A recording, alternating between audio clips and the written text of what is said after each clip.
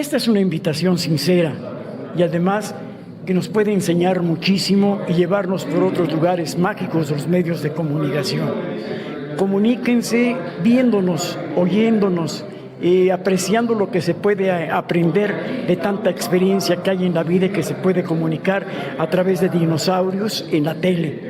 Ya simplemente su eslogan es más que suficiente para decir que hay recuerdos hermosos, preciosos y sobre todo de mucha guía para seguir con este deseo de comunicar y de estar presente.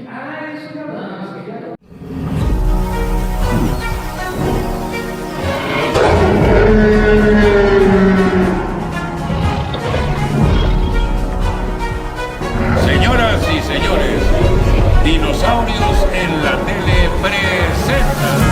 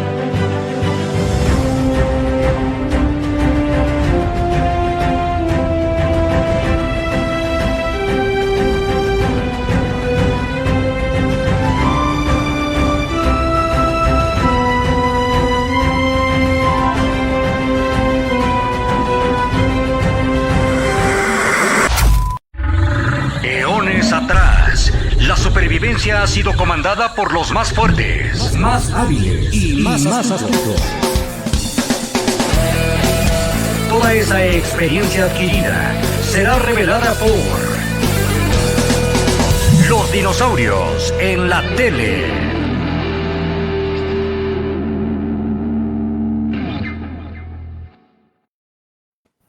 ¿Qué tal? Buenas noches. Bienvenidos todos los dinosaurios a ver su programa favorito.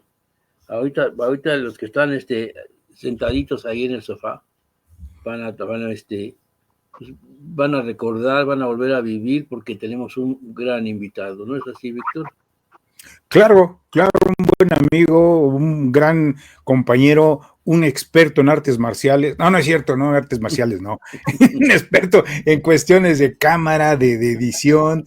Nos conocimos, todavía éramos jóvenes y bellos en aquellos años, como diría el señor, ¿cómo se llama? Paco Malgesto. Paco Malgesto. Hondo y profundo, en aquellos años tan maravillosos que vivíamos. Pero, pues muchas gracias a todos ustedes. Antes de que presentemos a nuestro amigo, gracias a ustedes por estar en su canal de las estrellas de los trabajadores de la televisión, Dinosaurios en la Tele. Muchas gracias a todos los amigos, a todos los seguidores. Una que otra hoja suelta que por ahí ya de repente se desbalaga, pero aquí estamos. Ok, ¿o no, mi querida Bebesauria? Así es, y como siempre, un placer compartir con ustedes, compañeros, el día de hoy este programa y con nuestro invitado del día de hoy, que en un ratito más vamos a presentar. Y no se les olvide tanto suscribirse como seguirnos en la página de Facebook que es Dinosaurios en la Tele .50 años, así como en la página de YouTube, que es dinos.oficial. También enviarnos estrellas a la cuenta de Spinoxo, que es la 4217 4700 9169 8031, 4217 4700 9169 8031, así como también donativos a Banco Inbursa al número de cuenta 4658 2850 17 640149, 4658 2850 1764 0149. También darnos like. Ahora sí, adelante, compañeros. Pues ¿O sí, hacemos de una vez la presentación? No, déjame decirles esto, es que es muy importante que nos den un donativo, sobre todo aquellas personas que tienen dinero. Échenle ganas, no sean codos. Nos sirve mucho a nosotros porque seguido cambiamos cosas, tenemos que hacer algunos pagos y y pues no, acabo de ir a ver si ya habían donado algo, no han donado nada. Dije, no, ahora sí estamos canijos. Pero bueno, Para que no nos critiquen que estamos cobrando la millonada y que estamos monetizando y todo el rollo, así es de que sí, porque si no les luego, encargamos ya que le sabes. entren con su cuerno, Échenle, no sean gachos. Y aquellos que les sobre bastante lana, pues échenle mucha a la canasta. José Luis Delgadillo, buenas noches, dinosaurios. Buenas noches, José Luis. Buenas noches. Daniel Flores. Daniel Flores dice, hola, más puntual, saludos desde la hermana República de Iztapalapa, ya listo a disfrutar del programa nocturno, jajaja, manita arriba, y como no nos trajiste cocos, mi querido Dani, unos cocos con ginebra. No, pues tendría que haber sido cocos tiernos para que hicieran efecto, pero en fin, ese es otro tema. Ese Okay. lo platicaremos otro día. Pues ahora sí, mi querida Bebesauria, te toca a ti hacer los honores de la presentación en este día. Ok, bueno, antes de ello, una felicitación enorme para nuestro compañero, mejor conocido como el Camarón. Muchísimas felicidades, señor Camarena. Armando Camarena, un abrazote enorme. Que sean muchos años más de vida y de éxito. ¿Cuántos años cumple? Armando Camarena, feliz cumpleaños, te decía. No, pero no dice cuántos. No sé. No dice cuántos. No dice cuántos, pero muchísimas felicidades. Muchas bendiciones, salud y éxito. Sobre todo ahorita en las ediciones de su libro, que sean muchas más.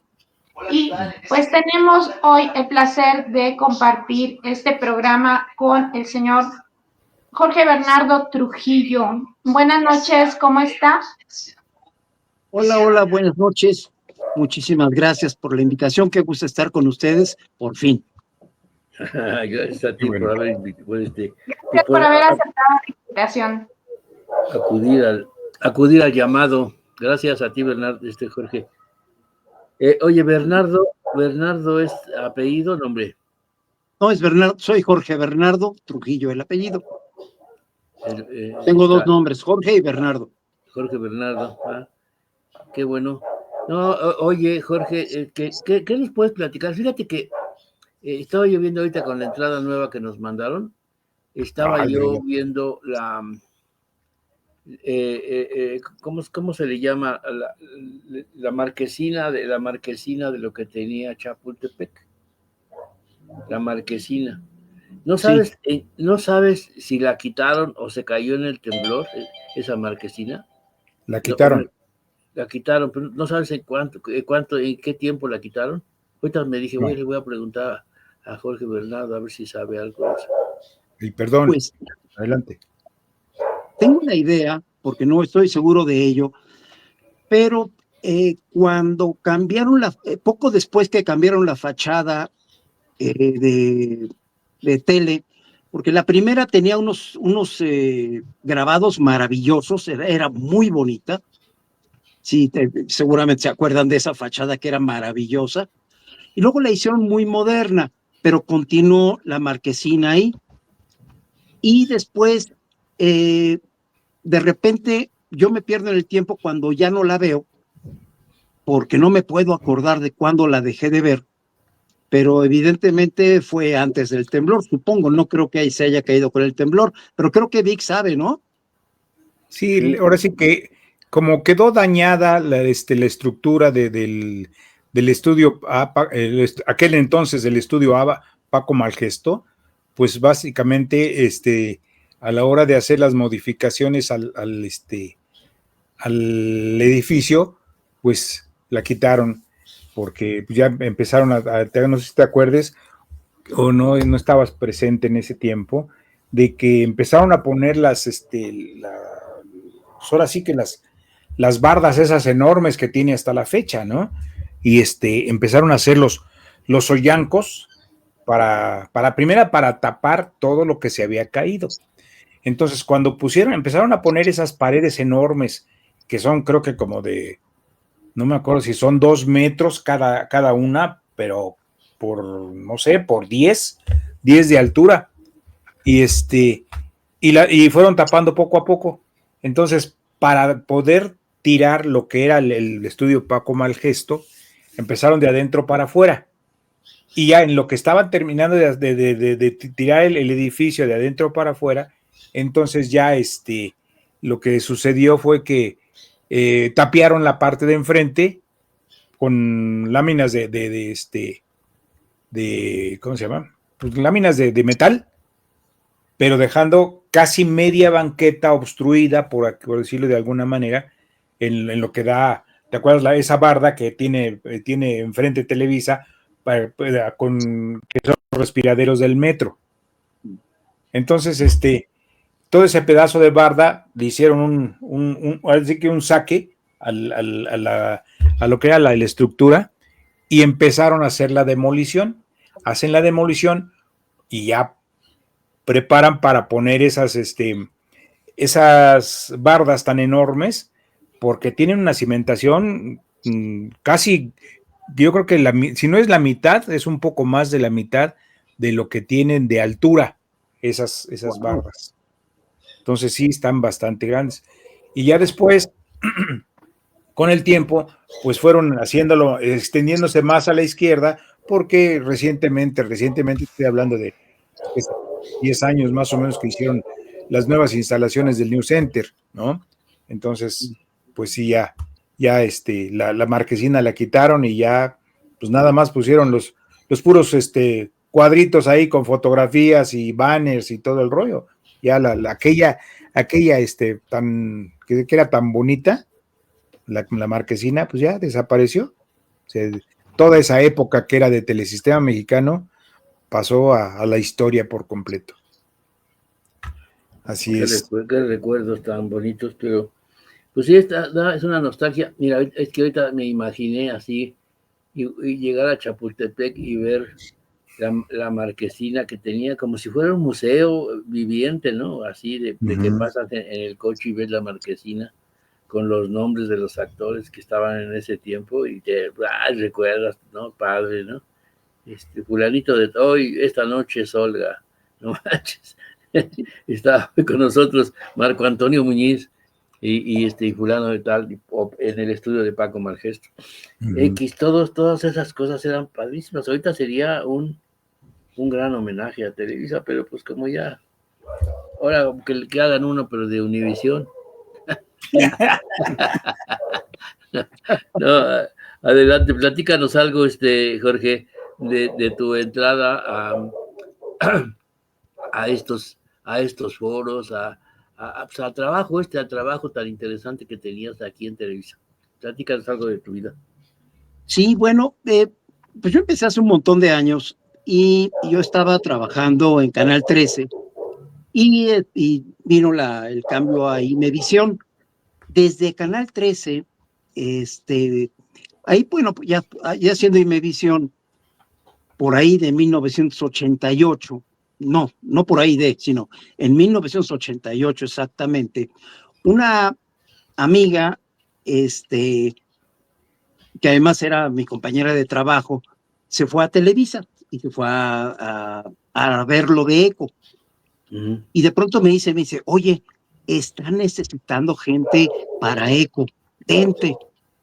Y le dije, claro que sí, porque una de las cosas que existían, había, y yo creo que sigue habiendo hasta cierto punto, es el hecho de que cuando estábamos en otra televisora, quizás quienes estuvieron siempre en Televisa no lo sentían de esta forma, pero quienes estábamos afuera de Televisa, el sueño dorado de cualquier persona que hacíamos televisión era estar en Televisa, era el sueño, era un sueño, era llegar a lo más alto de la televisión de México, es ir a Televisa. Entonces, de pronto me dicen, hay chance en Televisa, el sueño se va a cumplir, y me fui, pedí vacaciones una semana y me fui allá a Televisa a hacer antesala, que por cierto, haciendo un poco de referencia a lo que decías, Polo, de que era una especie como de museo, era impresionante llegar a la entrada principal de Televisa, donde estaba la marquesina, que todavía por ahí creo que seguíamos entrando, o no, ya no,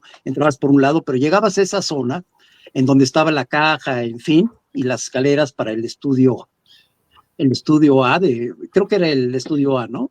Subían las escaleras, videotape estaba del lado derecho, los baños ahí, pero el piso negro con las firmas en dorado, y la iluminación que tenían era verdaderamente como entrar a un museo, y era entrar a otro mundo, y la sensación que yo en lo personal tuve de por fin estar pisando el suelo de Televisa, decir, no puedo creer que esté yo aquí, por fin, y era realmente maravilloso.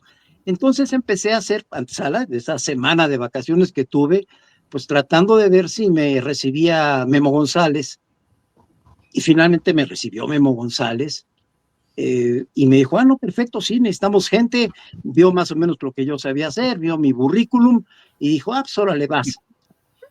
Y me mandó con Noé Alcántara.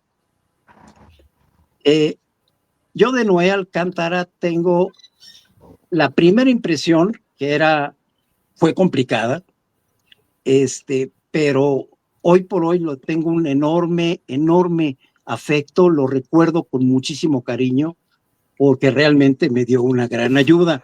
Pero en ese momento que llegué yo ya con él, sentadito, ya con su forma de ser, y, a ver, usted, Trujillo,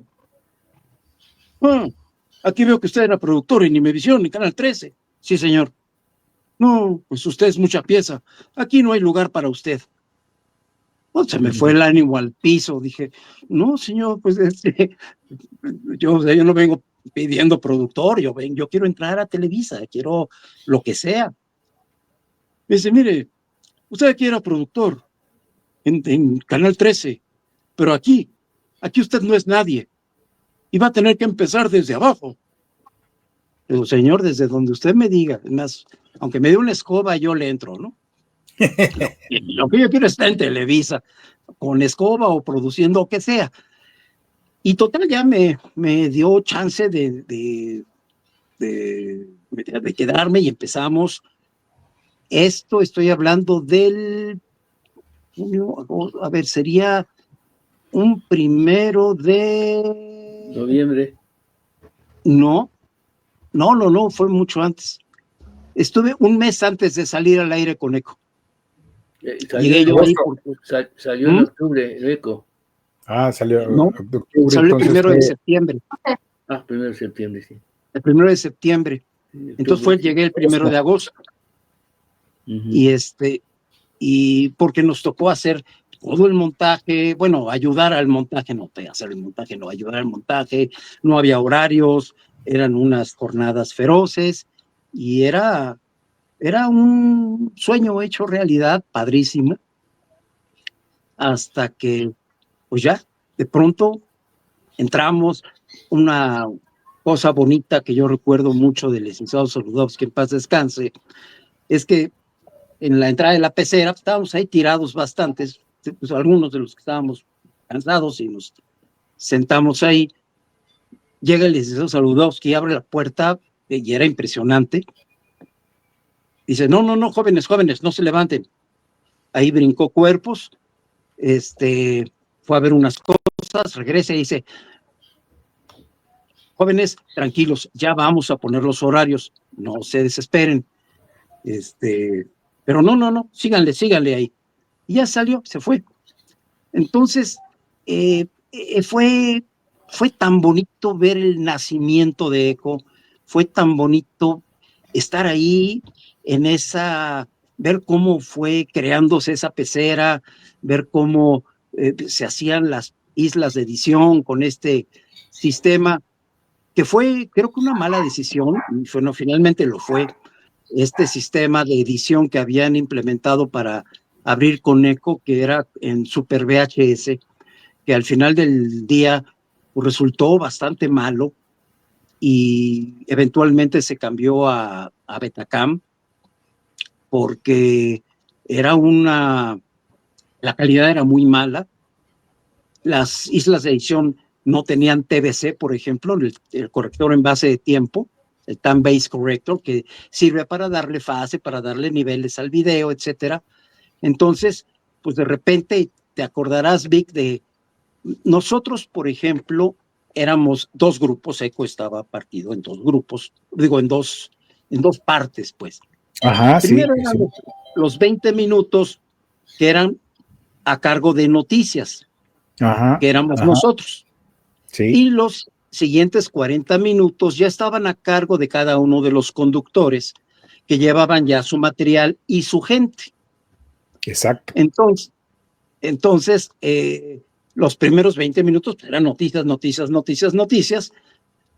Era el teaser, esto es ECO, empezaba la cortinilla de ECO que todos recordamos, y ya, bla, bla, bla, las noticias, terminaba, entraban los comerciales y se cambiaban el personal, llegaba ya el director de cada uno de los conductores y ya entraban en la especialidad de cada uno de los conductores.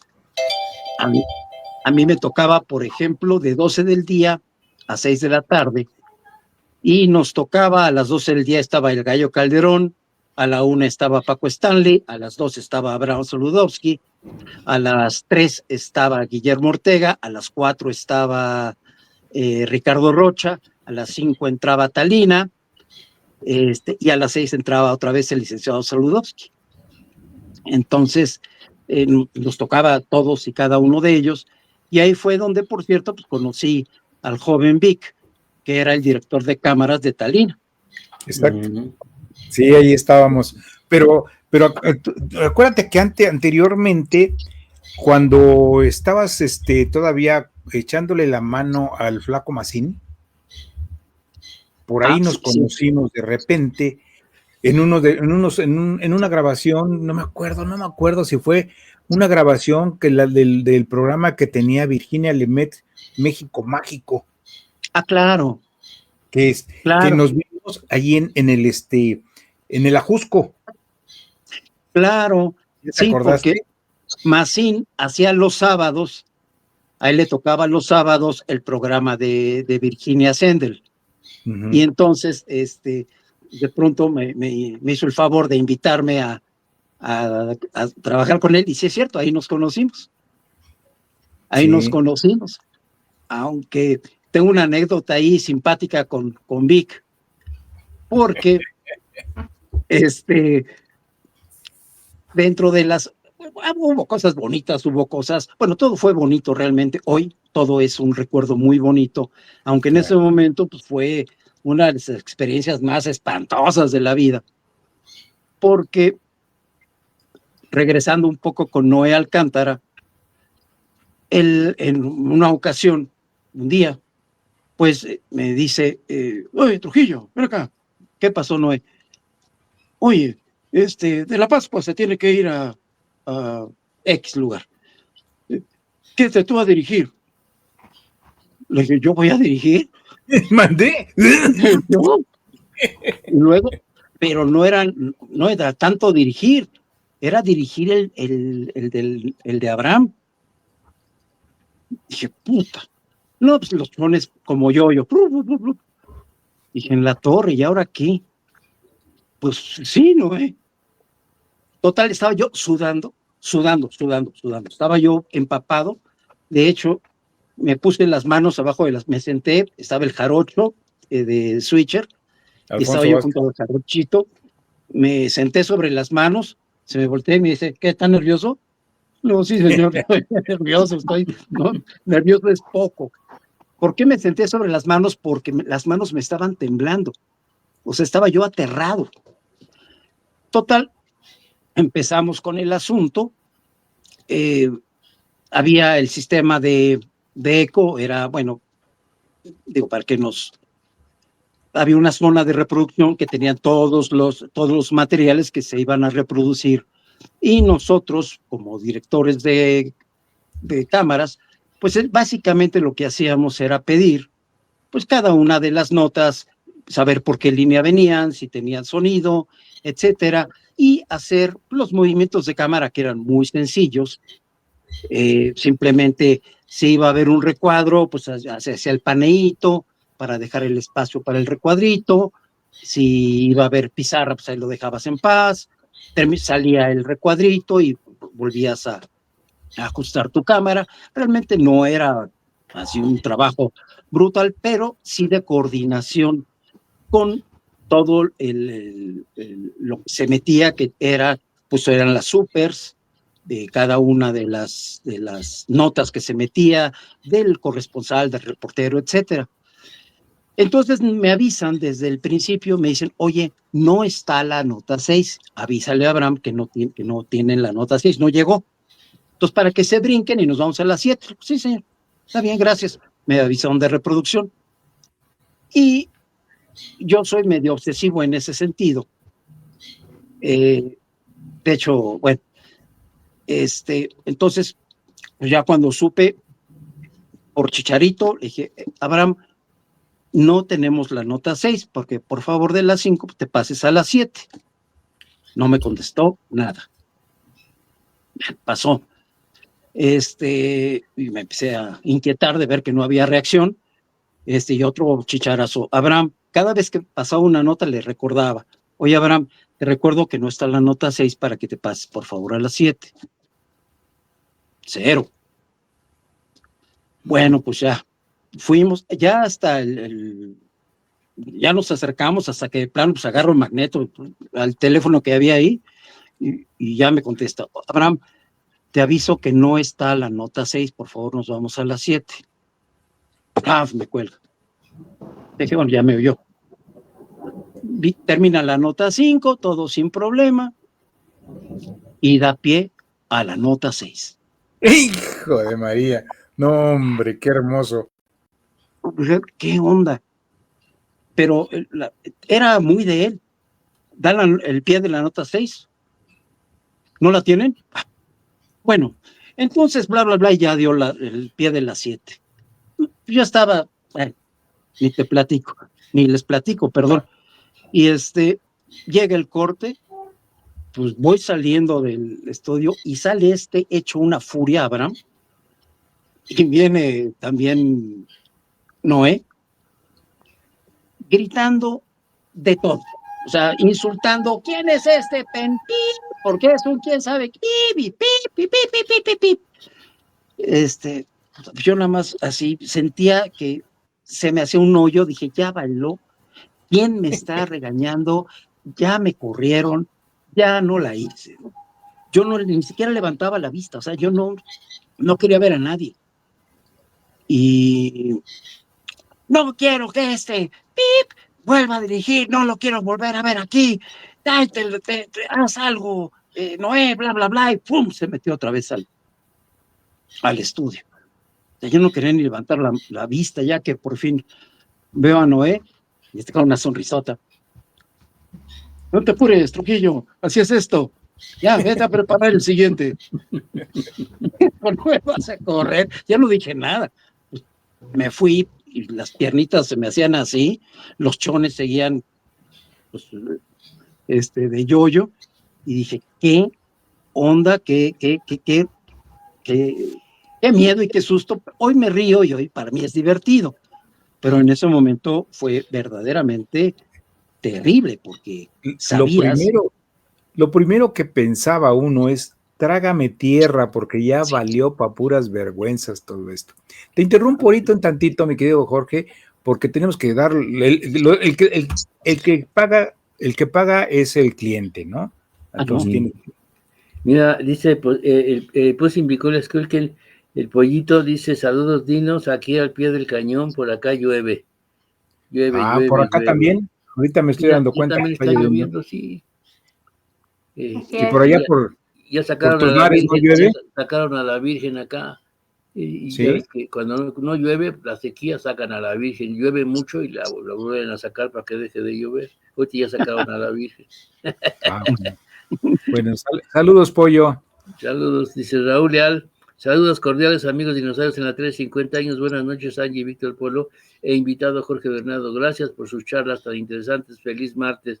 Gracias a ti, Raúl. El pollito Flores dice felicidades, camarera, muchos años y muchas ediciones del libro. Un abrazo y muchos stickers. Acaba de cumplir años de casado. No me acuerdo si 49 o 50. Luis Delgadillo, buenas noches, Jorge. José Luis Delgadillo, perdón. Dice José Luis Delgadillo. Arriba estaban los estudios C, J, I y D. José Luis Delgadillo. A todos nos pasa cuando le entramos al toro por los cuernos. Sí, pues a todos. José Luis Delgadillo. Abraham era muy especial. Sigue siendo, ¿eh? José Luis Delgadillo. Muy malo. Sigue siendo especial. Ahora que estuvimos con él, se ríe, bromea contigo, pero a la hora que le dices algo, dice, no, mi oficina, allá, por favor, vete ahí a la oficina. Nos conocimos ahí, bueno, pues nos veíamos diario ahí, tú sabes, Jorge, ahí nos veíamos diario. Yo era coordinador y cuando terminaba su noticiero, lo primero que hacía era subirse a ver acá a Noé, que eran muy cuates, y yo estaba siempre allá con Noé y pues ya era pura risa, ¿no? Y yo oía todas estas charlas pero cuando me tocaba ir a cubrir porque alguien no llegaba a su noticiero, me pasaba exactamente lo que a ti. Me decía rápido, córrele, vete y échate el noticiero. Uy, caramba, yo no sé ni cómo va. Vete y ahorita te dicen allá los asistentes que son muy dados a no decirte. Ajá, sí. Te digo uno, el güero, le decíamos el güero, un güero medio chino. No sé por qué, nunca me quiso, y un día me tocó Fernando Schwartz. A esas horas no llegó su director y me dice, Polo, échatelo de volada. Nada más era hacer creo que era Abraham primero y en la mitad era creo que Schwartz, ¿no? Él daba las noticias de deporte, creo, porque me bajé hecho la mocha y empecé a hacer el noticiero y meten a Abraham y le digo al güero, ¿cómo vamos? Y me dice, no sé. ¿Cómo no sabes? Pues tienes el asistente, ¿no? Y se quedan así. Le digo, güero, yo soy ocupado, estaba ocupado apuntando. No, pero necesito que me digas qué rollo, qué notas van. Entonces, yo acabo de llegar, yo no sabía ni qué onda. O sea, si a ti te dice tu asistente, en las 5 tienes la nota de la América, en las 6 tienes, o sea, en la 2 tienes esto. ¿Te acuerdas que teníamos 5 líneas, no? 5 líneas para correr, o sea, 5 máquinas. Sí. Y en la 1 tienes esto, en la 2 esto, y ya te das una idea. Ya rápido agarras la onda. Pero si te dicen que no sabe, entonces ¿para qué chingados está de asistente, con perdón de la palabra? Y entonces, pues ahí empiezan lo malo. Igual que ahorita me acordé de que dices, no tengo la nota, no sé qué nota era, y le digo a Fernando, no está la nota, no sé qué. No me acuerdo si era qué nota. Y me hizo así. Y eso quiere decir, pues ya, sáltatela, ¿no? Yo digo que quiere decir, sáltatela. Y me hizo lo mismo que te hizo Abraham. Me da pie de nota. Y entonces yo le dije, te dije que no la tenía. ya pasó y entonces sale, ya pasa el noticiero, sale y lo primero que llega a la cabina a gritar y que me la mienta. Así de... Yo dije, oye, ¿qué te pasa, no? Pero sí me quedé muy mal. Y yo me acuerdo que le dije a Noé, pues fíjate que pasó esto y esto y esto. No, no te preocupes, pero no pasa nada. No pasa absolutamente nada. Sí, qué bueno que lo sacaste del problema, pues si no llegó su director. O sea, aquí tenemos que hacer cosas de repente, ¿no? Los coordinadores que estábamos en el piso, de suplir a quien faltara de repente, ¿no? Y esa era tu labor, agarrar y decir, sí, yo sé cómo va este programa, pero si tus asistentes no te quieren por algo, ¿no? O el asistente en este caso, híjole, yo me sentí muy mal. Dice Hernández Gabriel, ¿se acuerdan de su reloj de Noé? Siempre me lo prestaba para llevar los tiempos cuando hacíamos un contacto directo en Omega, de veras grandote, con muchas manecillas. Sí, me acuerdo de su ¿cómo se llama? De su reloj. José Luis Delgadillo, ¿nunca igualó a su papá? ¿Quién? Abraham. Abraham, sí, no, igual. José Luis Delgadillo, Jacobo, todo un señor en información, muy sencillo. Lo que pasa, te digo una cosa, que cada quien tenía su propio estilo. No era cuestión de igualar. Era muy bueno, Abraham, muy bueno para hacer sus noticias. A mí me gustaba mucho cómo daba las noticias, ¿me entiendes? Igual que el licenciado, pero cada quien tenía su propio estilo. José Luis Delgadillo, alguna vez en el estudio Cota, había un ayudante con voz de locutor y lo saludó y le preguntó, ¿eres locutor? Contesta mi compañero, no señor. ¿Y no te gustaría ser locutor? Sí señor, yo puedo ayudar a sacar la licencia de locutor, vas a mi oficina después, sí. Así se hacía la gente, pero también la licencia era bien difícil que te la dieran. Tenías que tener estudios más o menos, un general de ahora sí que como quieren a los jueces, un 8 para arriba. Sí. Ahora que están escogiendo a los jueces de 8 para arriba, ¿no? Sí, yo fui a sacar la licencia de locutor, pues yo quería ser locutor, y fui ahí, se sacaban ahí en donde estaba la UTEC, la UTEC, y presenté 2 veces el examen y las 2 veces lo troné. No pasé.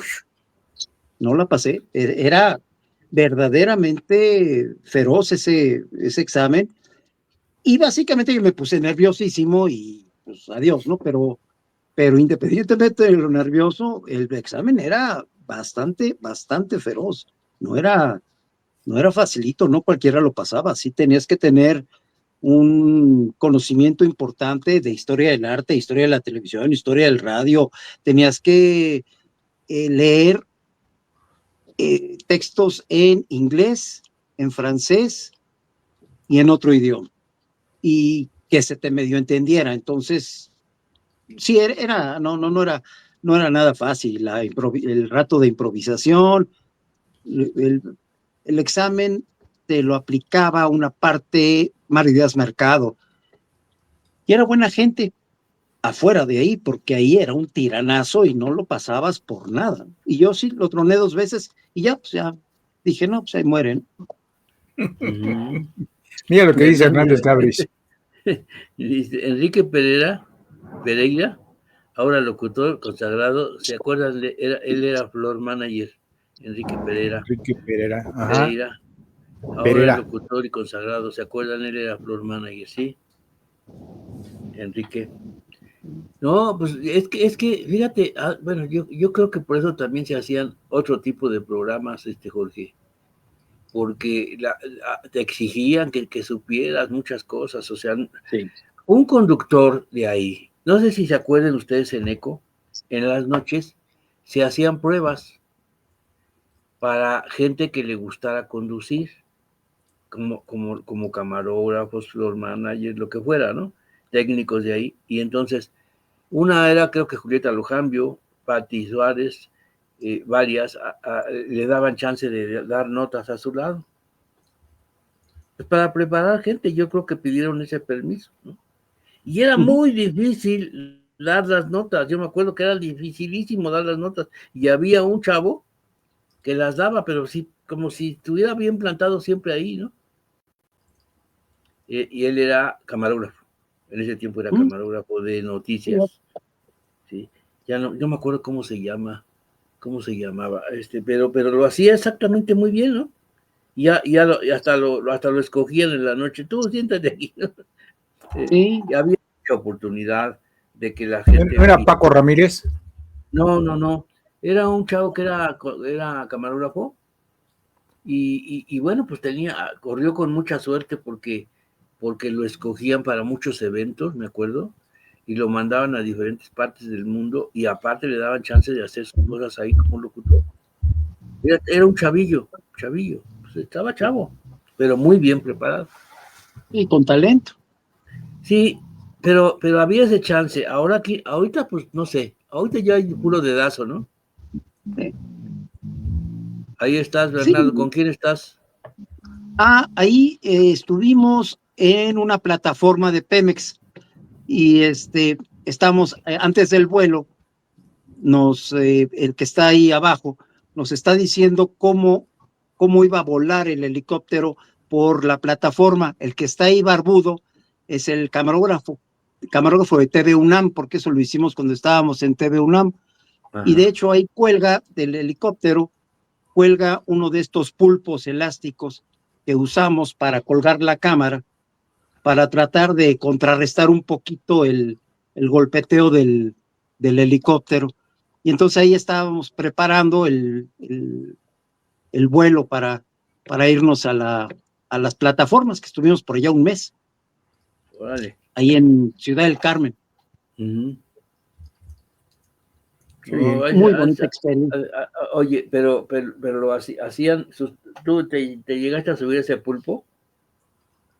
Al helicóptero sí, con 2 dramamines adentro, porque de otra manera no lo hubiera librado. No, pero al pulpo al que bajaban ahí con la cámara, no.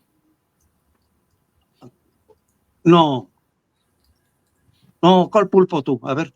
Bueno, es que dijiste que te subían a un aparato que le llamaban el pulpo. No.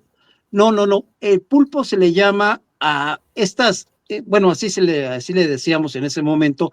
Hay estas como ganchos que tienen un elástico. Ligas. Entonces, que eran como ligas. Tú le decían pulpos. Uh-huh. Entonces tú colgabas con un gancho de un lado y con el otro la cámara. Entonces hacía este movimiento muy suave, como hidráulico en un momento determinado, y te absorbía un poquito la vibración del helicóptero. Yo me imaginé que era una especie de como que cargan a los niños, ¿no? Y te bajaban en un lazo, en un mecate, y desde ahí tomaban. Eso me imaginé que era el pulpo.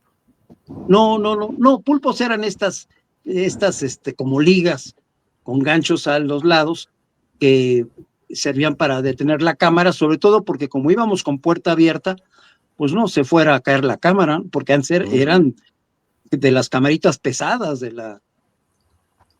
como la serie de K-14. Bueno, no tan pesadas, pero sí, eran las Sony Betacam. O la casetera integrada, que eran pesaditas. Sí. Yo quiero hacer una pregunta, perdón. ¿Trabajaba a la par tanto en Imevisión como en Televisa o dejó alguna de las dos? ¿Cómo estuvo? Bueno, cuando yo entro a Televisa, dejo Canal 13 para irme a Televisa. Dejo Imevisión para irme a Televisa. Pero en el 91 tuve la oportunidad de seguir en Televisa y también trabajar en Imevisión, poquito antes de que lo vendieran, entonces en un programita que hacíamos los domingos. Entonces, sí se podía trabajar en los dos lados porque yo era freelance, sobre todo en Canal 13. Y esta supuesta rivalidad que existía, tan llevada y traída, Pues en realidad yo nunca la sentí en el campo.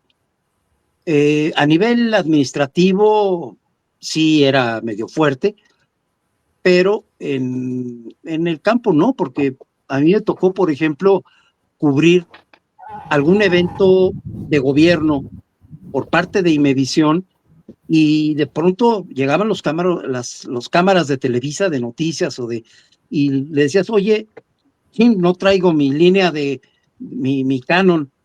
Oye, ¿no tienes? Sí, cómo no, y te prestaban el Canon sin bronca. Pues, ellos parecían unidad móvil, traían de todo.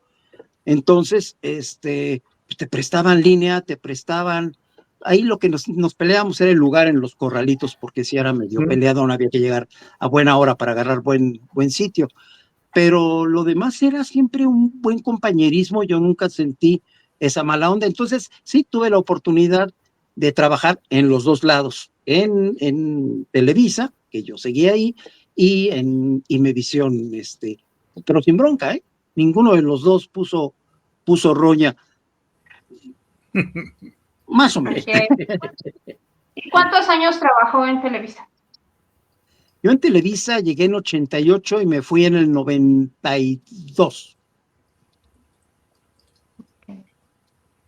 ¿Y en Imevisión?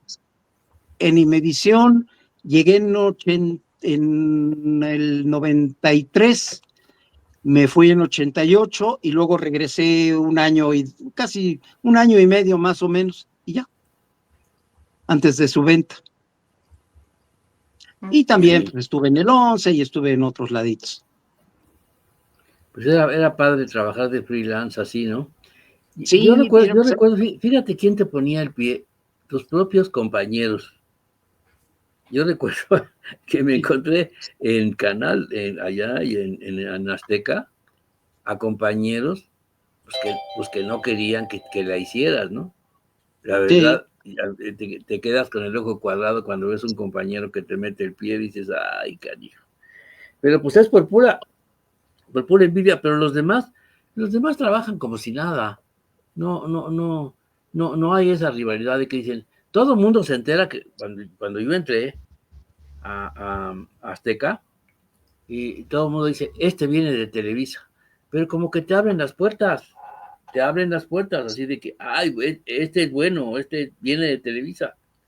La bronca es que demuestres que realmente eres bueno, para que te respete todo el mundo, ¿no? Que sí aprendiste bien. Sí. Así nos tocó a Víctor y a mí llegar a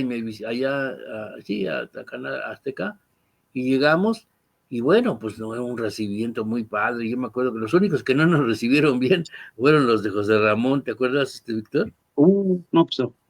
Pero Pati Chapoy hasta nos llamó, y ¿qué tal? ¿Cómo están, muchachos? Bienvenidos, acá estás en su casa. O sea, todo era padrísimo, ¿no? Cuando llegamos por primera vez ahí a Azteca. Pero de repente sientes esa presión de tus propios compañeros que tuviste alguna vez en Televisa. Sí. Fíjate que yo sentí eso un poquito en San Ángel. Ajá. Ahí me tocó la suerte, un compañero que estábamos en eventos especiales, Carlos Sánchez Ross, era hijo de un director de cámaras de allá de San Ángel. Entonces empezaron a hacer la novela En carne propia, producida por Carlos Telles, que en paz descanse. Entonces les ganó el aire, se les vino encima el aire, y necesitaban un segundo editor. Entonces me habló Carlos, me dice, oye, ¿no te la avientas de segundo editor? Le dije, sí, cómo no. San Ángel, padrísimo. A mí me gustaba ir a San Ángel porque yo nada más había ido y era diferente a Chapultepec. Entonces de repente entrabas a San Ángel, totalmente, los baños olían riquísimo. Dices, oye, pues yo que se me hace que aquí me voy a venir a comer, porque están súper limpios y huele bien rico. Y todo bonito y gigante y wow, ¿no? Y puro pelos parados en ese entonces. Esos pelos parados eran los chavos, pues salidos de las universidades, que se usaba en aquellos de entonces, el gel, traían sus pelos parados, y veías puro chavo de esos. Y yo nunca realmente me llegué a sentir, no sé, acogido o confortable o en mi casa en San Ángel, como me llegué a sentir siempre en Chapultepec, aunque tenían un sistema brutal, increíblemente efectivo, muy, muy eficiente de edición, que fue lo que había implementado Zenobio Muriel. Era buenísimo el sistema, pero era totalmente impersonal. Entonces, yo como editor, por ejemplo, salías de foro y tú estuviste en San Ángel, tú sabes muy bien, saben muy bien los dos el sistema que hay ahí de edición. Salías de foro o de unidad móvil llegaban y la persona encargada, el asistente, lo que sea, entregaba las cintas en control de material, en CDMX y en CDM, y CDM lo que hacía eran espejos en cintas de 3/4 con tiempo codificado visible. Entonces, cuando tú llegabas por el capítulo que tenías que editar con los números de cinta, llegabas, pedías tu material y te entregaban los cassettes. Y te ibas a la torre de productores, al primer piso o al segundo piso, y ahí estaban las cabinas de edición, se editaba en 3/4 en las UMATIC, y ahí te ponías a editar a corte directo, pero el problema no era la edición, sino era hacer el offline, que era verdaderamente complicado. Era horrible el offline, que es en lo que verdaderamente te tardabas. Una vez que ya habías terminado el offline, el productor había visto el cassette editado a corte directo, le había gustado el ritmo, había dicho, está bien, hay que hacerlo así. Entonces ya entregabas todo tu material en ingeniería, todo tu material eran, todas tus hojas de offline, que era un fajo así, con tu nombre y tu teléfono, porque tenías que estar 100% localizable, y ahí se acababa tu historia. Ni en sueños te acercabas a una máquina de 1 pulgada, ni soñando podías llegar a postproducción, a querer meter la mano, nunca en la vida. O sea, tú eras otra cosa, no, esto es de los que sí sabemos, los editorcillos, háganse para allá. Puch, las escobas están en el closet de junto, ¿no? Oye, no, pero ¿qué onda, no? Entonces, era padre, pero yo siempre me sentía así como fuera de casa. Sí, se hacía esa broma, porque decían, vienen de Chapultepec, no, pues hay que cuidar el bambú, porque en medio de la torre de producción había unos bambús. Dice, hay que cuidar el bambú porque los de Chapultepec se lo comen. Entonces, yo pertenecía a Chapultepec y en algunas ocasiones me llegó a tocar ir a San Ángel y efectivamente yo iba al centro de postproducción y eran, híjole, no, especiales, sí. Sí, era complicado. Digo, fue bonito, fue una muy padre experiencia, pero yo siempre me sentí en Chapul, me sentí yo siempre en mi casa. Ya cuando estábamos en eventos especiales, pues la gente te conocía, los editores me conocían, entonces pues no había problema, llegabas, te daban las máquinas y tú te ponías a editar solito, el operador pues nada más llegaba y se sentaba ahí un rato, se salía, se iba a fumar, porque cuando estábamos ahí en el museo, entonces era un ambiente distinto, mucho más relajado, mucho más rico. Y tampoco me sentí muy a gusto, y lo que pasa es que no alcancé a convivir esto, Vic, en Sevilla, porque ya ves que Massin tenía su cuartel ahí en Sevilla. Entonces, alguna vez que fuimos a editar ahí, pues nunca alcancé a convivir con la gente de Sevilla lo suficiente como para poder determinar si eran como en Chapul o no, pero definitivamente no eran como en San Ángel. San Ángel era otra cosa. Como hojas sueltas. Demasiado lejano para que los terrestres lo pudiéramos tocar. Okay. No, yo pienso que, mira, Jorge, lo que yo pienso es que de repente, por ejemplo, no lo hacían con toda la gente. Yo recuerdo que ya después de muchos años, yo trabajé mucho tiempo allá en San Ángel, pero ya después de mucho tiempo regresé un día con Reinaldo López, y Reinaldo López era muy ¿cómo se llama? Pues muy querido y muy respetado en todas partes. Antes que te platique todo esto, te voy a hacer una pregunta, porque servía para algo, la verdad servía para algo hacer el offline, Jorge. Fíjate que por el sistema que tenía San Ángel, sí, porque lo que hacían es que tu offline programaban e introducían todos los datos, todos los tiempos codificados y números de cinta, se los metían a la computadora. Entonces, prácticamente corría sola la postproducción. O sea, si era básico, por tiempo codificado sabían que del 18:05:14:12 al 14:05:25:20 era esa secuencia, y de ahí disolvencia a otro número. Entonces, la máquina lo hacía solo. Entonces, ellos básicamente nada más estaban al pendiente de que las cosas estuvieran corriendo adecuadamente.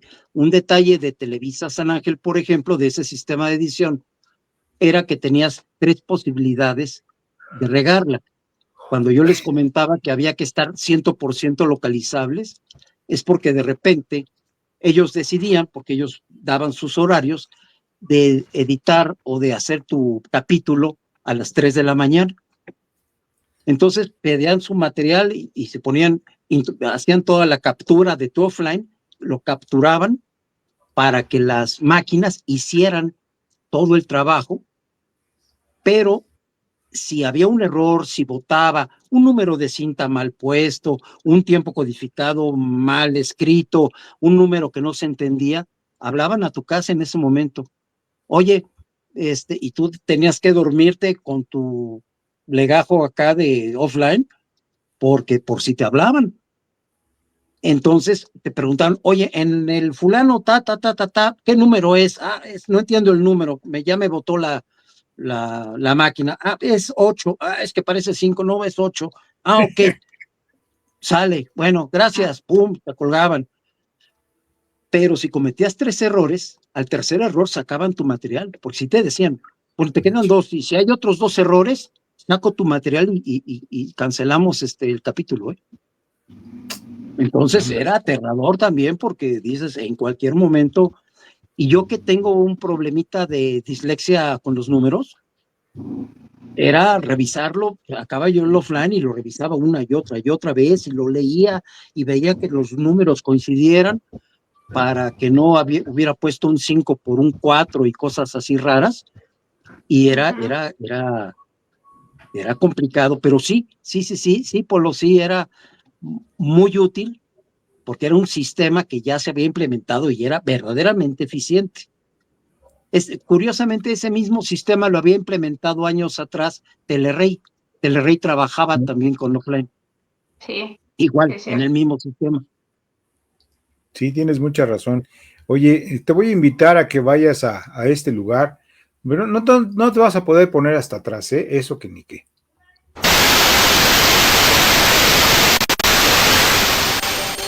Televisa presenta.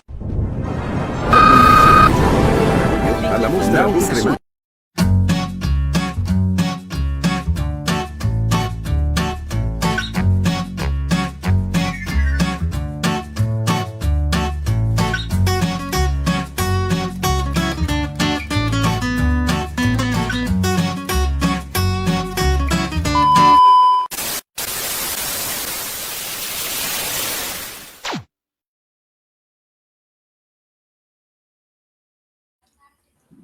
Para que no te vayas a perder. Y esto viene a colación por esto que te voy a presentar ahorita también. Dice aquí, espérame tantito porque ya están llegando muchos y se va.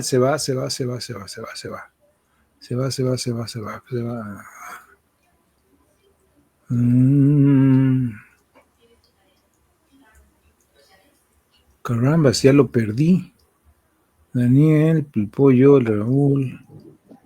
Está cayendo un aguacero por acá, por allá está lloviendo, Angélica. Sí, bastante fuerte. Bueno, y mientras se encuentra eso, Vic, por ejemplo, en Televisa Sevilla también estuve trabajando ahí 5 años y los chicos que eran del centro de postproducción eran excelentes, ¿eh? Excelentes, o sea, manejaban todos los aparatos con una precisión increíble. Y sí, definitivamente no eran como los de San Ángel. Pero te digo que había sus excepciones. Por ejemplo, yo recuerdo, te digo, cuando fuimos a hacer el programa de Reinaldo, que era un programa especial que se llamaba Cortesía de la Casa, me tocó con amigos que ya conocía, ¿no? Y de repente entramos a la cabina, los que entramos a editar fue Guillermo Cuellar, Reinaldo López, el hijo, y yo, ¿no? Y de repente pues entramos como si hubieras entrado a tu casa, ¿no? Todo el mundo te conocía, ¿no? Entonces, oye, ¿sabes qué? Le vamos a cortar de aquí a acá y te vas aquí a tal Taikop, ¿no? Le dabas otro. A mí lo que se me hacía, que era un tiempo pero súper perdido, ¿no? Era que primero tenías que remixar o algo así, ¿no? Remixar el material, ¿no? Y se tardaban un día en remixar eso en la computadora. Decía yo, híjole, ¿cuánto tiempo tienen que estar haciendo eso? Lo dejabas, al otro día regresabas y entonces ya podías decirle al operador, ay, ¿sabes qué? Dame chance, el cue exacto es aquí, sobre el libreto le vas recortando y le vas poniendo tus nuevos tiempos, los que quieres, cuando vas a arreglar una cosa.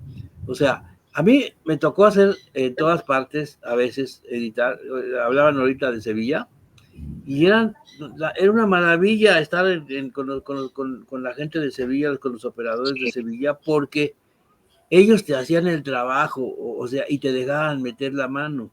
Yo nunca aprendí a meter esa guía de la cinta que ya ves que va para arriba, para abajo y todo ese rollo. Nunca, ¿no? Nunca aprendí, o sea, no era, a lo mejor no era ni siquiera mi onda, pero lo hacía yo para ver si podía, y siempre terminaba yo por decirle a alguien, métele tú la cosa esta. Siempre me faltaba una vuelta, ¿no? Eran tan buena onda, que el día que hicimos el programa que se fueron ustedes a Las Vegas, Víctor, el de Emanuel en Las Vegas, las 6 máquinas que tenían, las sincronizaron, las 6 máquinas que eran de 1 pulgada, ¿no? Las sincronizaron para que yo fuera switchando la que más me convenía. O sea, estaba haciendo un programa con las máquinas corriendo, ¿me entiendes? Y entonces me dicen, a ver, ¿qué quieres? Ahorita lo que quiero hacer es una pista de puro aparato, de puro... El bajo, la guitarra, la batería, Manuel solito, todo en diferente.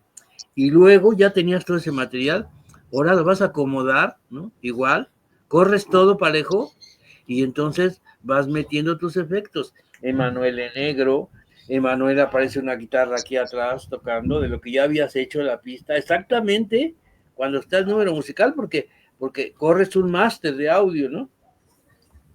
Corres un máster de audio que es tu pista original y sobre de esa empatas lo que ya grabaste. No, una maravilla de chavos, ¿no? Diciéndome cómo, ¿no? Ahí sí encontré ese compañerismo en Sevilla. Y en San Ángel, te digo, todo dependía de con quién ibas. Porque yo vi muchas cosas así que, no, espérate, no. Bueno, ni te dejaban entrar casi, ¿no? Ahí, siéntate y ahí desde ahí ves. Nosotros lo hacemos, ¿no? Sí. Pero yo recuerdo, por ejemplo, bueno, en pláticas que tuvimos con Toledo, con Macín, ellos llegaban y hacían lo que querían en videotape. Llegaban a editar su programa, ¿no? Y ellos mismos ponían la cinta y la metían y hacían, ¿no? Después ya no dejaron, pero yo me acuerdo que ellos hacían todo lo que hacía el operador, ¿no? Decía, yo quiero hacer este corte y lo hacía. Ajá. Perdón, a lo que se refería ahorita usted de remixear, no era eso, se llama renderear. No, yo me acuerdo que era remixar era una cosa que tardaba mucho tiempo. Llegabas la cinta y primero lo tenían que pasar a esa computadora grandota que era creo que era Adobe In, el sistema, esta cosa. Sí, era Adobe In, ¿no? Y la computadora. Pero se llamaba renderear. No, renderear era otra cosa. Esto era como asegurar que la cinta estuviera en perfectas condiciones. Entonces no sé qué cosa le ponían, porque te digo, se tardaban un montón de horas en hacer ese remix. Ay, eso a mí no me tocó. Renderear era como vete atrás y yo te marco tu cue, ¿no? No, aquí era otra cosa. ¿Qué era, Víctor, el renderear? Pues prácticamente te lo puede explicar Jorge, porque él constantemente renderea las imágenes de computadora.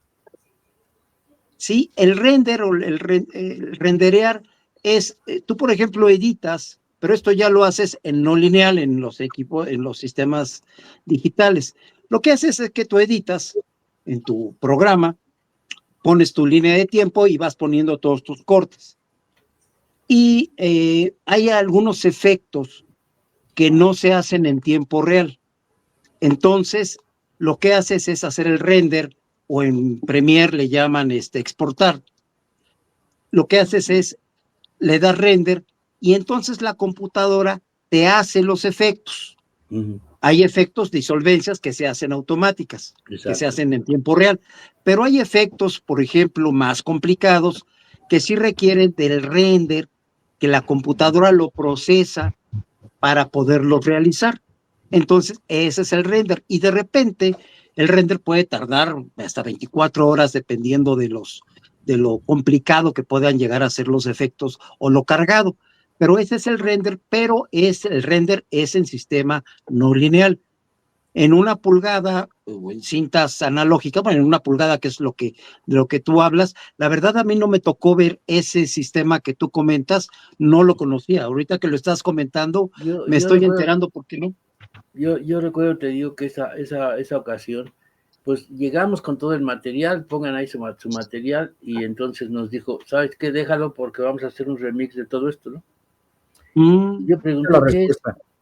Dice, remixar significa volver a mezclar o editar una grabación musical para darle un nuevo sonido. También se puede referir a grabar el video sobre otro video ya publicado. Sí, pues eso es lo que hacían. Pero se tardan, te digo, 24 horas, no sé cuánto. Toda la noche, ¿no? Y al otro día llegas y remixaron una cinta. Órale, fíjate, a mí no me tocó este sistema. Sí. No, yo estaba ahí en el centro de postproducción y los chicos estos me decían precisamente, por eso comenté, hoy hice el comentario ahorita, porque ellos me decían, tenemos que estar rendereando tal cosa y nos vamos a tardar tanto tiempo. Si necesitaba hacer algo, entonces me decía, ¿sabes qué? Utiliza tal cosa y mientras termina de renderear. Por eso fue mi comentario ahorita, porque así es como ellos lo manejaban. Y efectivamente, una pulgada. Dice José Luis Delgadillo, dice, renderizar es un proceso de crear una imagen o video digital a partir de un modelo 3D, 2D. Es una técnica que usan en animación digital y en la creación de imágenes realistas. Esa es otra cosa, renderizar. Dice, el render, que lo hagas, lo graba cuadro a cuadro, los efectos para que lo que puedas reproducir, ¿sí? Sí, pues te digo que, bueno, eran los primeros días de que habían cambiado el sistema, porque antes en San Ángel, no sé si te tocó, no creo, pero tenían sus cabinas igual que en Chapultepec, ¿no? Llegabas y decías, aquí está, vengo a hacer, por ejemplo, Noches Tapatías, que lo hacíamos de voladísima, para que pasaba en vivo a veces, ¿no? Desde el máster. Llegaban y Macín llegaba y ponía todo, órale, ¿no? A veces teníamos en una máquina la mitad del programa y en el estudio se estaba haciendo la otra parte, ¿sí? Porque no terminábamos a tiempo. Y ya empezaba el programa, ¿no? Y de repente, órale, ya, vámonos con la salida. Y ya teníamos todo ya hecho para salir, ¿no? Pero te digo, yo creo que es un proceso. A mí lo que nunca me gustó, porque hacíamos mucho offline, no sé si se acuerden ahí en las oficinas, arriba de donde estaba Víctor Hugo Farril, había un offline que lo usaba mucho Luis de Llano, casi era de él. Sí, supongo. Sí, y entonces llegábamos ahí y era toda la noche haciendo el offline, ¿no? Yo decía, pero ¿para qué tanto tiempo si puedes llevar la cinta y hacerlo ahí, ¿no? De hecho, pues Víctor me conoce bien en ese sentido. Yo casi no necesito los números claro, la máquina sí, pero de todos modos a la máquina le das una corrección de timecode. O sea, no lo haces tal cual como lo haces en una bitácora o como haces el offline. Tú entregas el offline y no queda el programa ahí, sino lo vas a recortar todavía en edición, ¿o no?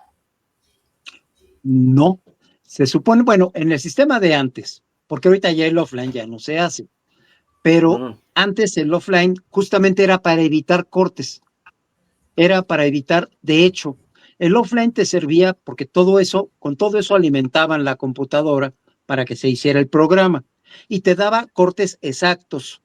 Y ya con las anotaciones que habías hecho en el offline justamente, pues ya los operadores sabían que había que disolver, que había que hacer un wiper, que había que hacer un recuadro, que había que meter la música, etcétera. Pero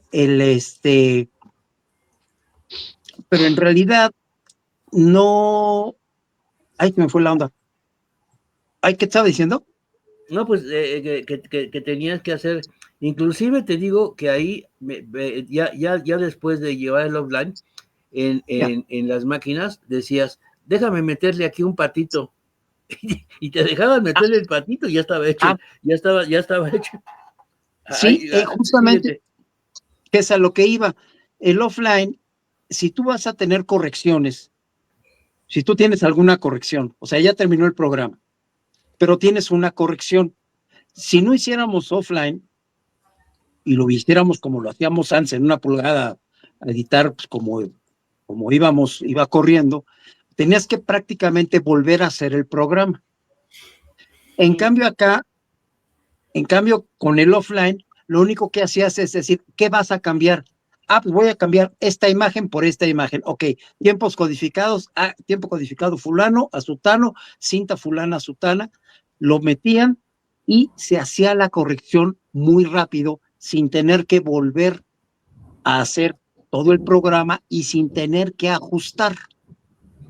Que eso es, por ejemplo, a lo mejor la corrección que tú querías hacer era más larga, el insert que querías meter era más largo que lo que tenías originalmente. Entonces, pues para ajustarle era una locura, mientras que con el offline esto se ajustaba automáticamente y te volvía y te hacía esa corrección muchísimo más rápido. Esa era la ventaja del offline.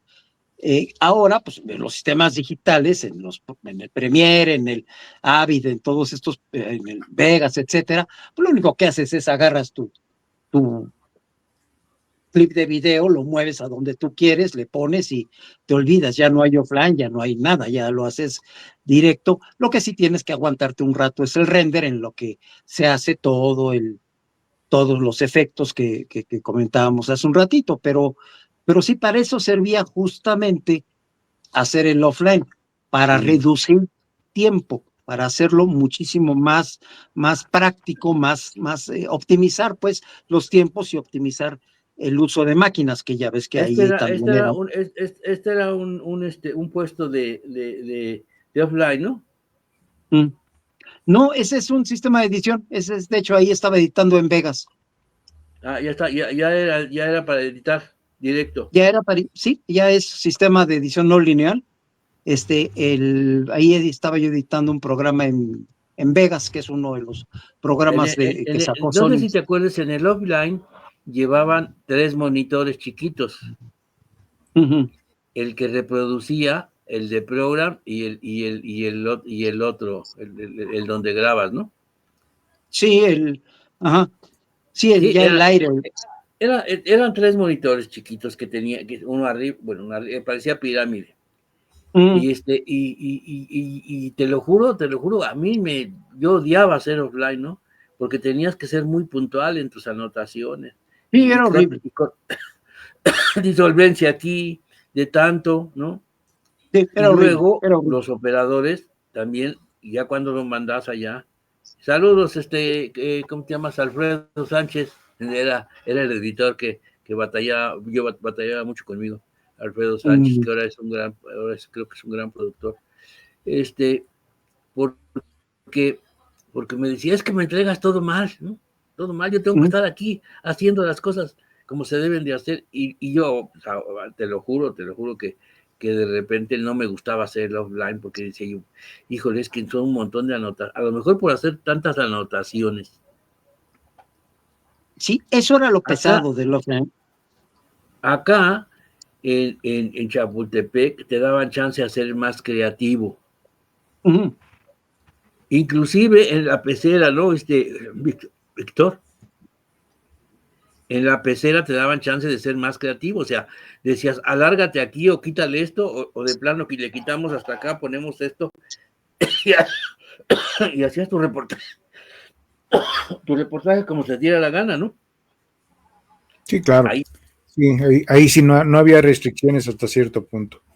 Pero, oye, se nos quedaron muchos comentarios porque la plática está muy amena. Pero échatelos tú, porque ya me está, mi garganta ya dio todo lo que tenía que dar. Nos dice Delgadillo, tiranosaurios, nos vemos el 1 de abril para tomarles fotos para que lleguen bañados y peinados. China, hay que bañarse. Sí. No, hay que aprovechar ahorita que está lloviendo. Y Pollito nos dice, sí, tocayo, primero Dios, ahí nos vemos. Jaime Paniagua, saludos a todos desde los estudios de TUDN. Saludos, amigo. Y después Jaime, de José Luis Delgadillo, saludos Jaimito. La broma de José Luis Delgadillo, todos comemos pan y agua. Hernández Gabrish, en la noche estuve con Fortuño. Ahí estrenamos a Patti Betaza, ahora también consagrada. Cuando salió en la tele por primera vez, yo era el director de cámaras. Oh, qué bien, mi querido Hernández Gabrish. Después Jaime Paniagua saluda a Venancio. Roberto Abiel, buenas noches, dinosaurios, excelente charla, saludos, gracias amigo Jaruchito. Buenas noches. Hernández Gabrish, yo tengo mi gafete igual a ese de Imevisión, ándale. Jaime Paniagua, pásenla bien, ya voy al aire, perfecto, que todo esté muy bien amigo, eres un profesional de la cámara. Hernández Gabrish, los tiempos que no podías tocar las máquinas, que era el privilegio de los operadores de videotape, sí, porque si no iban a empezar a despedir gente antes de tiempo. Hernández Gabrish, la perrada de Chapultepec, los propia de San Ángel y los olvidados de Sevilla. Okay. Dice Gilberto Campos, buenas noches amigos dinosaurios, saludos a todos, voy llegando, corre y corre, que no corras, toro, todo tranquilo, sin problema. Hernández Gabrish dice, el offline era solo por calidad y según te ahorraban tiempos de edición, pero seguro era necesario porque iba a postproducirlo al mismo tiempo. Ok. Hernández Gabrish, hablando de chicos de Sevilla, a veces me quedaba dormido en la post y cuando despertaba ellos ya habían terminado la post. Les hablo de chiquilladas. Angie, no sé cómo se llamaban ellos, no recuerdo ya. Ay, es que estaba José Luis, estaba... ahorita recuerdo los nombres, pero sí, efectivamente tenían unos sillones súper cómodos, eran como de piel y muchas personas precisamente, yo me imagino que los tenían así porque muchas personas iban y estaban ahí horas, entonces estaban editando, estaban haciendo todo lo que tenían que hacer y tenían muchísimas horas y solía suceder eso, que iban muy cansados, se quedaban ahí sentados, se dormían y la gente de postproducción era quien hacía el trabajo. Por eso hace ratito les comentaba que eran excelentes. Ahorita recuerdo los nombres y se los digo. También nos dice ahí estaba el jarocho de Switcher en la sala de Cuantel. Estaba el jarocho, sí. En la sala de Cuantel estaba el jarocho. Él era el jefe de ahí. Hernández Gabrich, Justo Sevilla, era otra cosa así. Sí. José Luis Delgadillo, remixar significa volver a mezclar o editar una grabación musical para darle un nuevo sonido. También se puede referir a grabar un video sobre otro video ya publicado. Hernández Gabrich, el render, que lo que haga lo graba cuadro a cuadro, los efectos para que los puedas reproducir. Exacto. José Luis Delgadillo. Todo lo que dice José Luis, renderizar es el proceso de crear una imagen o video digital a partir de un modelo 3D o 2D. Es una técnica que usa en animación digital y la creación de imágenes realistas. Exacto. Los que sí lo hacían eran las máquinas Betacam digitales, con el que en el PRED que reproducía 6, grababa sobre el mismo cuadro. Órale. Órale. Dice José Luis Delgadillo, ahora que edito en mi teléfono no renderizo. José Luis Delgadillo, no llenes de masa. Sí, tuvimos una confrontación con mucha gente. Buenas noches, Dinos, fuerte abrazo, Carlos Ramírez. Un abrazo, Carlitos. Buenas noches, ingeniero. Hernández Graves, sí, así eran los sillones, los culpables, sí, estaban padrísimos. Eran de piel, de color caqui, creo. José Luis Delgadillo, en este momento, quisiera ser gatito, quisiera ser gatito. Quisiera, mira cómo le puso quisiera. Ya quieres escribir como Enrique. ¿Te gustaría que te acariciaran así, mi querido? ¿De verdad te gustaría que te acariciaran así? Como gato boca arriba. No. Como vaco. Aquí en esta foto, ¿qué estaban haciendo, mi querido Gabriel? Ahí estábamos grabando en los estudios Churubusco un programa de espectáculos que se llamaba De Farándula para Capital 21. Entonces, estaban al frente de esta cámara, estaba el conductor con el invitado que en esa ocasión fue, si no me equivoco, Moreno La Parade. No es cierto. Estaba un maquillista el que hizo todos los maquillajes para Héctor Suárez. Ajá. ¿Ese fue su nombre? Él era el... ¿No era Mora? Mora, Everardo Mora. Sí, además muy buen amigo. Oye, aquí con quiénes están, quiénes son. Ahí está tu servidor con un asistente que nada más nos tocó trabajar en el museo creo que estamos en el Museo del Tequila. Anda usted, con razón estaban discutiendo ahí que ahora estamos discutiendo. Y aquí esta foto icónica, platícanos de ella.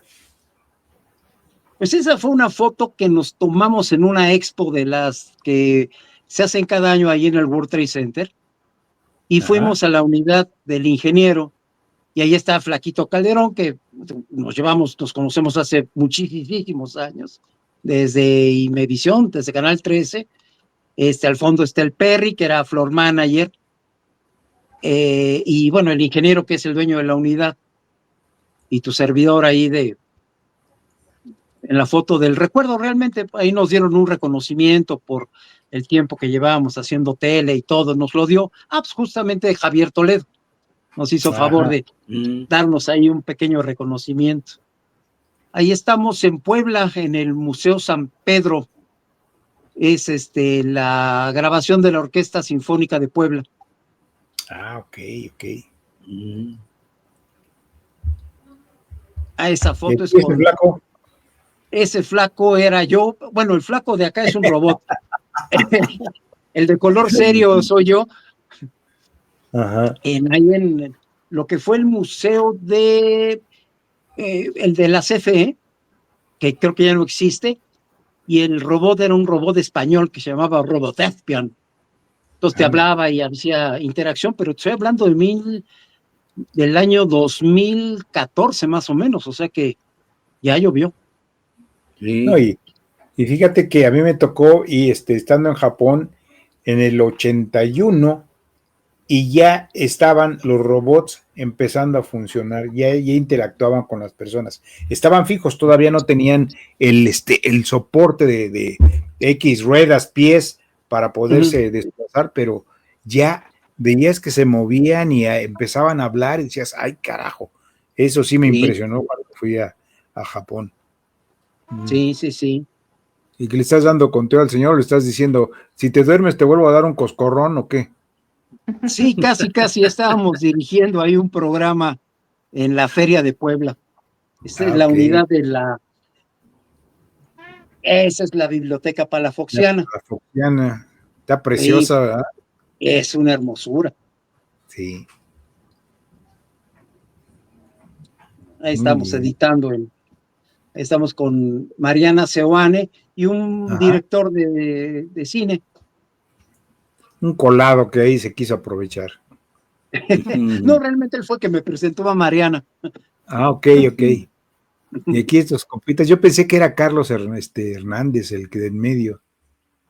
No, es un cuate poblano que hace, ahorita se me olvidó su nombre. El de la derecha es camarógrafo, yo iba de productor, y el del medio era el conductor. Hicimos unos enlaces en vivo desde la Feria de Puebla, entonces, pues ahí nos tomamos la fotito. ¿Y acá el hermano del señor Casters, o primo del señor Casters? Sí, qué bárbaro. Soto. Eso fue ahí en No es Pedro Soto. No, es un magistrado, eso fue en el Consejo de la Judicatura Federal. Hicimos 10 días de un encuentro que hubo de magistrados y se grabó todo el evento y ahí pues nos tocó ir a hacer camarita. Perfecto. Está padre. O sea, ¿estás combinando la cámara con la edición? Sí, de hecho, yo como realizador, procuro, y sí lo pido mucho, si puedo hacer yo la cámara, en realidad yo no soy camarógrafo, yo no tengo la sensibilidad del camarógrafo, yo sé qué quiero, cómo quiero que se vea, pero por ejemplo, yo jamás podría tener el ojo que tienes tú, Vic, o que tiene un camarógrafo de veras, porque esa sensibilidad yo no la tengo, o sea, sé cómo hacer, ¿sabes qué? Quiero que se vea así, haz una toma así, hace un zoom back, hazle un movimiento, hazle un tilt, bla, bla, bla. Pero el hacerlo, creo que lo tiene que hacer alguien, como dicen por ahí, zapatero a tus zapatos, alguien que tenga el talento, que sea parte de la cámara para que la toma la haga tal como yo la vi acá. Porque cualquiera agarra una cámara, cualquiera agarramos una cámara, pero no cualquiera somos camarógrafos, o sea, eso sí no hay duda. Entonces yo respeto mucho el trabajo del camarógrafo. Perdón. Hay camarógrafos que se han pasado la vida no siendo camarógrafos, ¿eh? De verdad, hay mucho camarógrafo que toman porque así los pusieron a hacer, pero te dan lo que quieren, ¿no? Y mal dado. Sí, la cosa es... varias veces.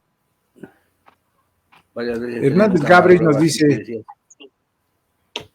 saludos compañeros, les mando un abrazo. Saludos compañeros, les mando un abrazo, excelente programa, como todos los que hacemos, mi querido Gabriel.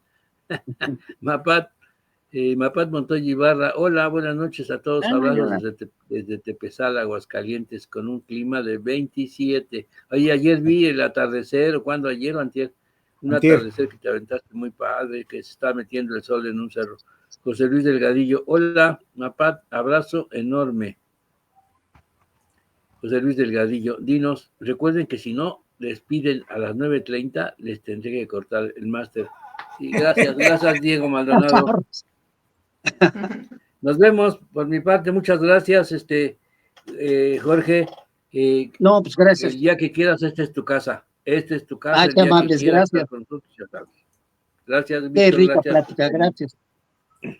La verdad, muchas gracias por haber estado con nosotros. Como dice, esta es su casa. Cuando guste, aquí estamos. Y saludos y besos, Pati. Buenas noches.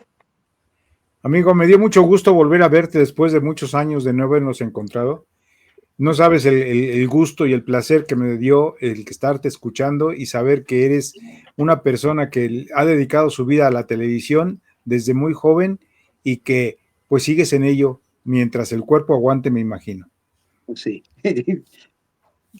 Te reitero, Sí, es tu casa. Las veces que quieras estar con nosotros, ya sabes que Angie es el contacto y es la que hace todas las contrataciones y, como dice, ¿qué? José Luis Delgadillo, nada más rapero. José Luis Delgadillo, tomen su chocolatote. Muy bien, pues gracias, nos vemos, cuídense mucho, y bien lo dijo José Luis Delgadillo, namaste y wrap it up.